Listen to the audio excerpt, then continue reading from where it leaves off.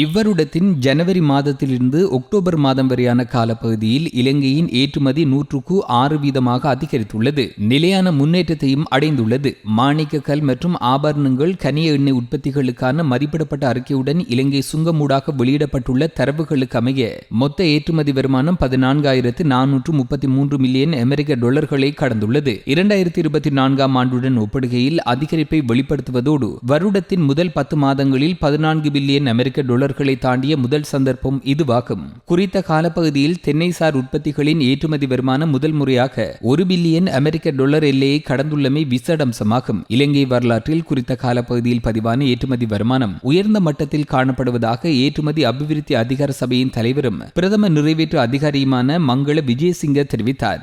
மேற்குலக சந்தைகள் வளமைக்கு திரும்பியுள்ளமை உள்நாட்டு தொழில்துறையாளர்களினால் முன்னெடுக்கப்படும் நிலையான உற்பத்தி என்பன மேம்பாட்டுக்கான காரணிகளாக அமைந்துள்ளன. இவ்வருடத்தின் ஏற்றுமதி வருமான இலக்கான 18 பில்லியன்களில் 80% தற்போது அடைந்துள்ளதாக மங்கள விஜயசிங்க தெரிவித்தார். அதன் அடிப்படையில் எஞ்சியுள்ள 2 மாதங்களில் குறித்த இலக்கை அடைய முடியும் எனவும் அவர் மேலும் குறிப்பிட்டார்.